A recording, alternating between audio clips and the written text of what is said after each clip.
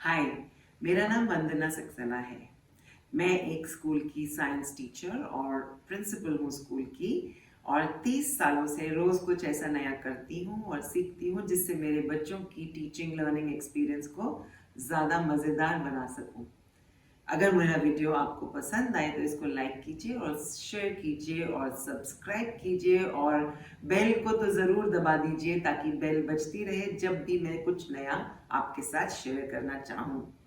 आइए बात करते हैं इस वीडियो में nature learning in all seasons for children. Nature से हम सीखते हैं, नेचर हमारा टीचर है, nature is our mother. The experience of being in nature is something each and every one of us has felt and learned and enjoyed.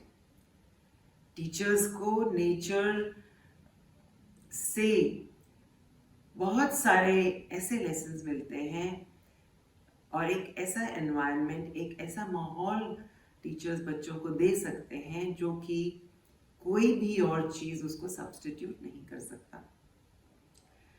It's about bringing children to nature outside and when the season is not so good या बारिश हो गई है या बहुत धूप है, then bringing nature into the class ताकि ये खुद ब खुद एक इंटरकनेक्शन और एक रिलेशनशिप बना रहे बच्चों में और नेचर में। NEP 2020 के तहत ये बात की गई है कि हमें बहुत ज़रूरी है कि अपने आसपास 150 किलोमीटर रेडियस से रियल लाइफ एग्जाम्पल्स बच्चों के साथ शेयर करने हैं and getting them aware about the immediate environment and vicinity begins right from the availability of nature in and around the school. So it's very important कि बच्चों को हम क्लासरूम से बाहर निकाल कर ले जाएं and help them identify and know more about the trees or the plants that are available within the school to begin with. From there we can go to parks and other places. So nature walks के बारे में तो हम as science teachers सब लोग जानते हैं। Taking walking the children across the park near by school, वहाँ जाएं और बहुत सारी ऐसी चीज़ें होती हैं जो बच्चे कलेक्ट कर कर लाते हैं। उनको एक अपना हैम्पर बनाने दीजिए, hamper of treasures.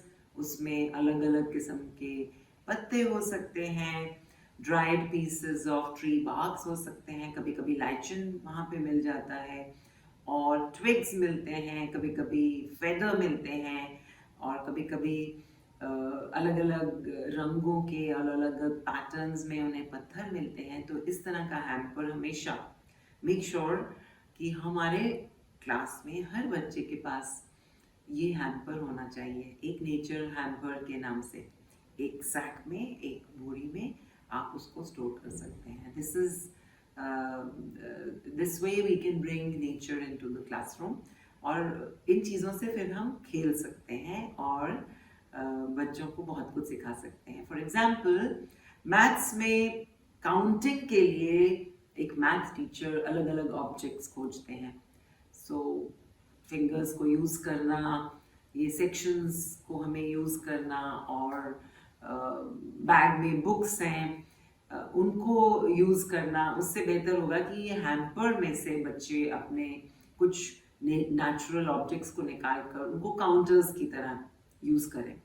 So that brings the concepts, simple concepts of addition and subtraction, even division alive in the classroom with the use of objects from nature. तो हमेशा ध्यान रखिए कि ऐसी क्या चीज़ें हैं नेचर में, आपके स्कूल के गार्डन में या बच्चों के आसपास के गार्डन में, नेचुरल ऑब्जेक्ट्स के जिनको आप काउंटर्स की तरह इस्तेमाल कर सकते हैं।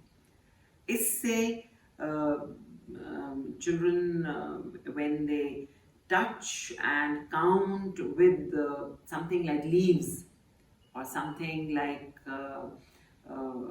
pebbles or twigs, तो उनके लिए वो काउंटिंग और इस तरह के mathematical concept they become real rather than on paper जिसको में वो स्टिक्स बनाकर काउंटिंग कर रहे होते हैं। So automatically जब आप इस तरह से क्लास में करेंगे then we also encourage children कि जब वो बाहर जा रहे हैं तो गिन कर आए कि there are 5 eucalyptus trees in the garden और 4 अशोका ट्रीज हैं, सारे स्कूल कंपाउंड में कितने पेड़ हैं, बच्चों को ज़रूर कहिए कि इसको ब्रेक टाइम में वो गिने इसको, and you can have discussions about such things. इसी को डेटा कलेक्शन और डेटा एनालिसिस यहीं से शुरुआत होती है. बल्कि मैंने एक 5 साल के बच्चे को अपने गार्डन की बैलेंस शीट बनाते हुए देखा. That was such an interesting experience for me. और उस बैलेंस शीट में उस बच्चे ने नंबर ऑफ कलर्स के ऊपर उसने बैलेंस शीट बनाई हुई थी कि ब्लैक कलर के कितने ऑब्जेक्ट्स हैं गार्डन में, डार्क ग्रीन कितने हैं, पिंक फ्लावर्स कितने हैं, और मैक्सिमम उसके बाद उसको एनालिसिस भी किया हुआ था कि maximum number of dark green leaves compare to light green leaves कम थे उस समय. और यहाँ से फिर आप नेचर और सीजनल चेंजेस तक भी बच्चों को लेकर जा सकते हैं. इसी को एनवायरमेंटल एजुकेशन कहा जाता है. इसी को कहते हैं integrating nature into the math lesson. And I'm sure including the use of natural objects in a math lesson will bring down the some stress level from the math which children are known to experience.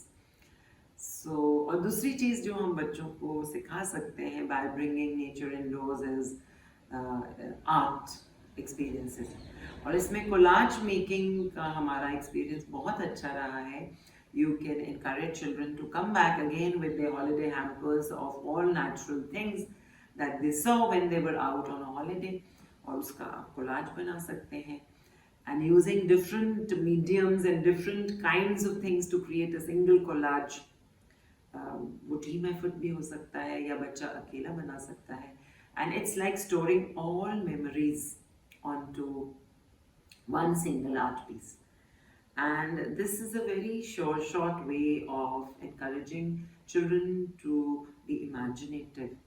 Collecting memories and बच्चे की याददाश्त को trigger करने से बच्चों की imagination stimulate होती है. And it's all joyful memories need to be stored. And इस तरह से एक holiday collage बच्चा बना सकता है. या फिर you can, if you take it to the senior classes, अगर आप थोड़ा बड़े बच्चों की तरफ चले, then you can encourage them to create a sign board or a name board for the class. वो अपनी क्लास को कुछ नाम भी दे सकते हैं, अलग से अपना स्टाइलाइज कर सकते हैं, अपने डिस्टिंक्ट वे में हर क्लास का नाम लिखा जा सकता है, स्कूल का मैस्कॉट उसके ऊपर बनाया जा सकता है, स्कूल की विजन आप उस पर रिफ्लेक्ट कर सकते हैं, लेकिन हर क्लास के अलग अलग स्टाइल में. And there is something very very beautiful about a whole community engaging in the creation of a single art piece.